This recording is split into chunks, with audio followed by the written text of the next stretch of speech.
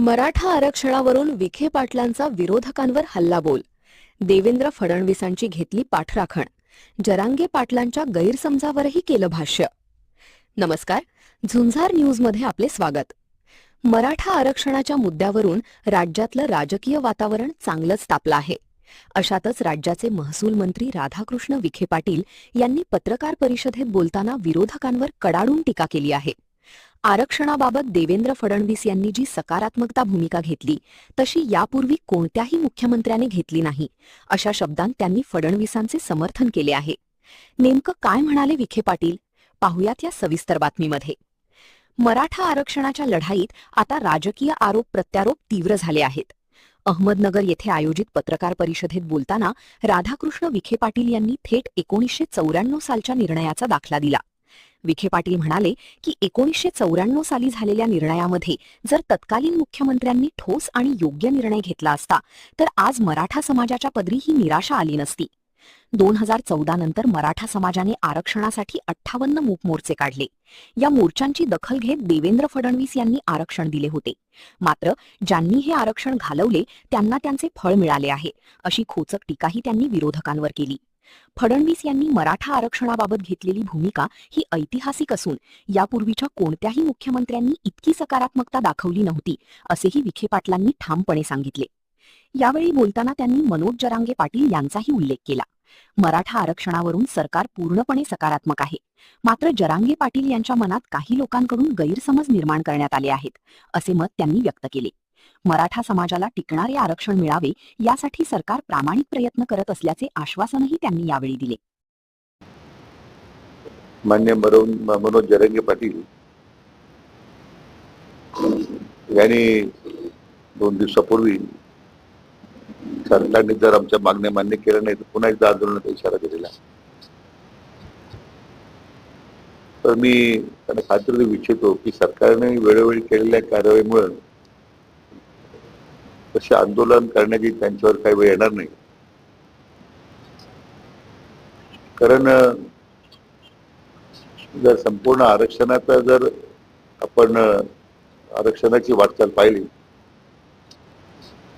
तर पहिल्यांदा 2014 मध्ये नंतर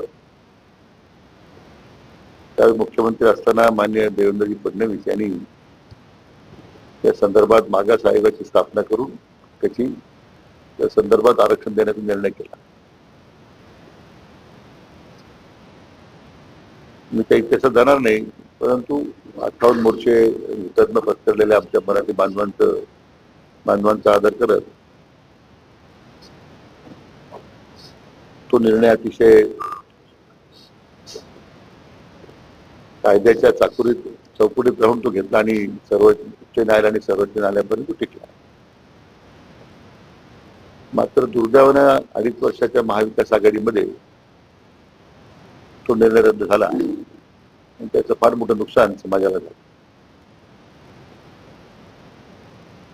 पुन्हा एकदा महायुती सरकार आल्याच्या नंतर माननीय मुख्यमंत्री देवेंद्र फडणवीस यांनी उपसमितीचे अध्यक्ष मला त्या ठिकाणी ती जबाबदारी दिली आणि अनेक निर्णय त्यांच्या नेतृत्वाखाली आणि मार्गदर्शनाखाली आम्ही घेतले. मला वाटतं कधी नव्हे इतक्या प्रकारे प्रलंबित विषयाबद्दलचे निर्णय झाले. त्यामध्ये तर मला त्यामध्ये न्यायमूर्ती शिंदे साहेबांचा उल्लेख केला पाहिजे की त्या समितीने अतिशय उत्कृष्ट काम केलं. 58 लाख नोंदी त्यांनी शोधल्या. त्या 58 लाख नोंदी सगळ्या राज्यभरातल्या. त्यापैकी जवळजवळ 50% वर लोकांची दाखला देण्याची प्रक्रिया पूर्ण झालेली आहे. अद्यापही प्रक्रिया सुरू आहे. विशेष करून हैदराबाद गॅजेटची अंमलबजावणी झाली पाहिजे अशा प्रकारची प्रमुख मागणी मान्य जरांगे पाटलांची होती. ती सुद्धा मान्य मुख्यमंत्र्यांनी मान्य केली आणि त्याप्रमाणे कार्यवाही सुरू झाली.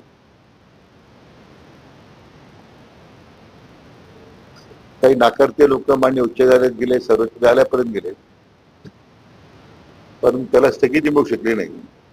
त्यामुळे त्याची अंमलबजावणीचं काम सुरू आहे. त्यामध्ये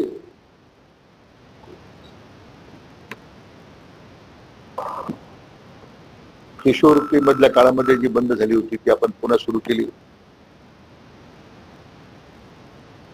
आंदोलनात मृत्युमुखी पडलेल्या आंदोलकांच्या वारसांना मदत देण्याचा निर्णय झाला, ही आता पूर्तता झाली. जे मृत्यू पावलेल्या 32 हुतात्म्यांच्या वारसांना नोकरी देण्याच्या संबंधी निर्णय झाला. त्यामध्ये पहिल्यांदा एसटी महामंडळानंतर मग MIDC मध्ये त्यांना नोकरी देण्याचा निर्णय झाला. साधारण 1553 लोकांना जे आपण अधिसंख्या पदावर नियुक्त केले होते तर त्यांनाही आता नियमित करण्याचा निर्णय माननीय मुख्यमंत्र्यांनी घेतलेला आहे. मला वाटतं ज्या ज्या योजना मध्यंतरीच्या काळामध्ये ज्या बंद झाल्या होत्या त्या पूर्वत सुरू करून त्यामध्ये 26-27 शैक्षणिक वर्षामध्ये ACB आणि ACBC आणि OBC प्रवर्गामध्ये जात वैधता प्रमाणपत्राची मुदत सुद्धा आपण आता 6 महिने वाढवलेली आहे. तो निर्णय सुद्धा आपण 2 जुलैला पारित केलेला आहे. सारथी संस्थेमार्फत सुद्धा पूर्व प्रशिक्षणाकरिता UPSC करता 100वरून आपण जागा ते 400 वर केलेल्या आहेत आणि MPSC करता 400 वरून ते 1000 पर्यंत जागाची आपण जागा वाढवलेल्या आहे.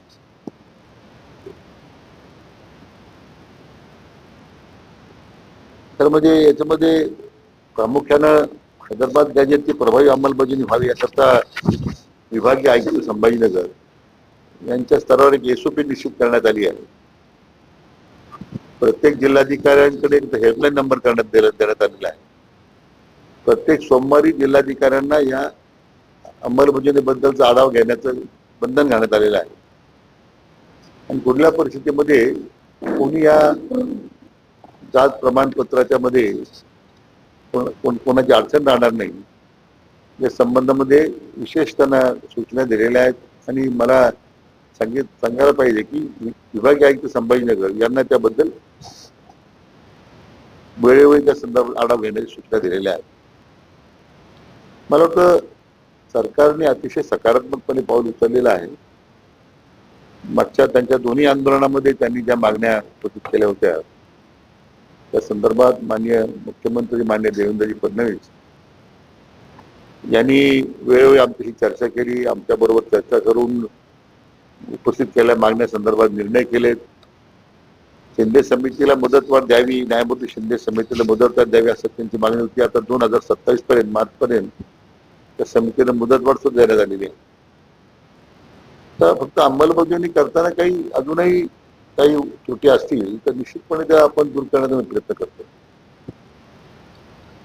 आम्ही म्हटलं की त्यांच्या निर्णयाची अंमलबजावणी करण्यामध्ये कुठेही शासन कमी पडलेलं नाही. किंबहुना अजूनही काही मी म्हटल्याप्रमाणे त्रुटी राहिल्या असतील तर त्या काही कालावधीमध्ये त्या सुद्धा आपण पूर्ण करू.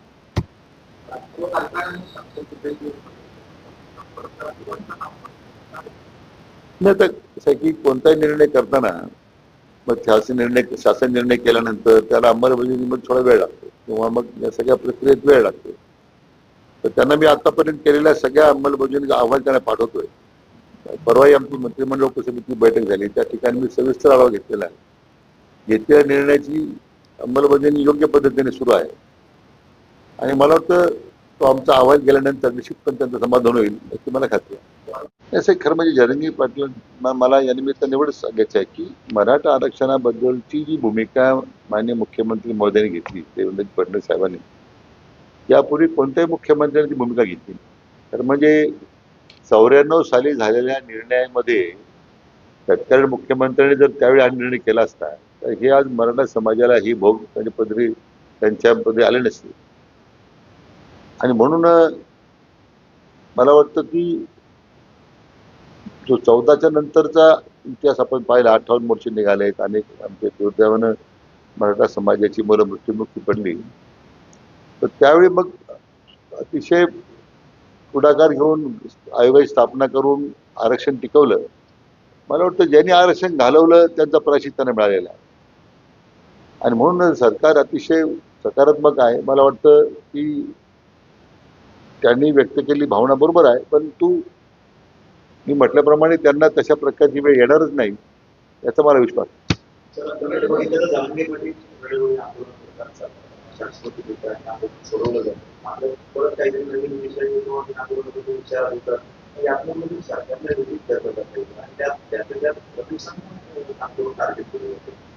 नाही, असं आहे की त्यांना त्यांच्या मनामध्ये काही त्या निमित्तानं काही गैरसमज झाले असतील, परंतु मी म्हटल्याप्रमाणे हे सगळे निर्णय हे फक्त माननीय मुख्यमंत्री देवेंद्र फडणवीस साहेबांच्या एक सकारात्मक भूमिकेतून यापूर्वी त्यांनी दिलेला न्याय आणि आता सुद्धा या त्यांच्या प्रश्नाकडे पाहताना त्यांनी घेतलेला निर्णय, मला वाटतं कुठेही अशी विसंगती नाही. आणि मला वाटतं की माननीय फडणवीस साहेबांच्या संदर्भात त्यांच्यामध्ये असणारा जो गैरसमज आहे, माझी त्यांच्यावर चर्चा झालेली आहे, तो बऱ्यापैकी दूर झालेला आहे. तर म्हणजे त्यांना माझी हीच विनंती करायची की ज्यांनी आपल्याला दिलंय, मागण्या मान्य केल्या, त्यांच्याबद्दल तर आपण नेहमीच त्यांच्याबद्दल आपण सकारात्मकच बोललं पाहिजे.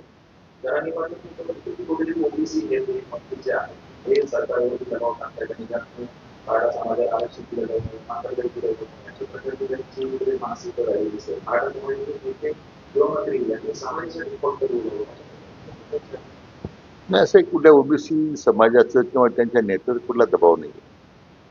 नाहीतर हे सगळे निर्णय मी सांगितलं निर्णय झालेच नसते. आता मराठा समाजाच्या करता स्वतंत्र मराठा आरक्षण स्थापन करण्यात सुद्धा आपण आता 24 जून 2023 ला निर्णय घेतला. तर स्वतंत्र आता पद निर्माण केली, अधिकारी नेमलेत. त्यांची मागणी स्वतंत्र मंत्रालयासाठी, पण असं स्वतंत्र मंत्रालय निर्माण करण्याबद्दलचा मी वेगळा विचार करतोय. परंतु डेडिकेटेड मराठा आरक्षण कक्ष आता आपण स्थापन केले.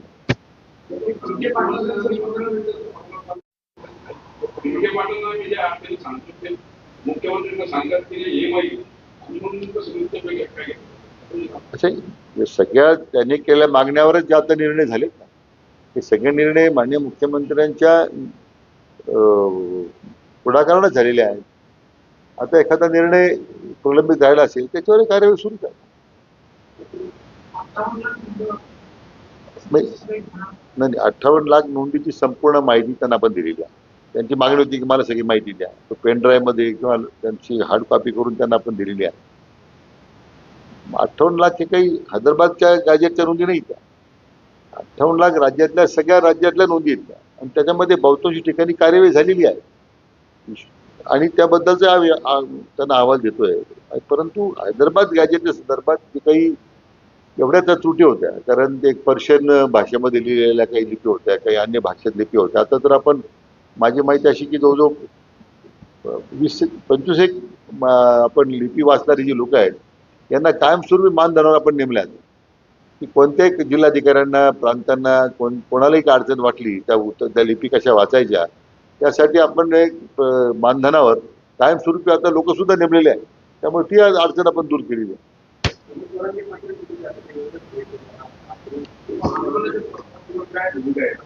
नाही, आता त्यांना आम्ही आता अहवाल पाठवतोय सगळ्या अंमलबजावणीबद्दलचा. त्यांना वेळोवेळी माहिती दिलेली आहे, परंतु विस्तृत अहवाल पाठवतोय. त्याच्यामध्ये जे काही कार्यवाही सुरू आहे ते कधीपर्यंत आम्ही पूर्ण करतोय त्याच्या आम्ही टाइमलाईन त्यांना देतोय. मला वाटतं त्याचं समाधान होईल आणि मी सुद्धा आमचा अहवाल गेल्यानंतर त्यांना मी भेटणार. थोडक्यात सांगायचं तर मराठा आरक्षणाच्या विलंबासाठी विखे पाटलांनी जुन्या सरकारांना जबाबदार धरलं असून फडणवीस सरकारनेच समाजाला न्याय दिल्याचे म्हटले आहे. ताज्या बातम्यांसाठी पाहत रहा झुंजार न्यूज.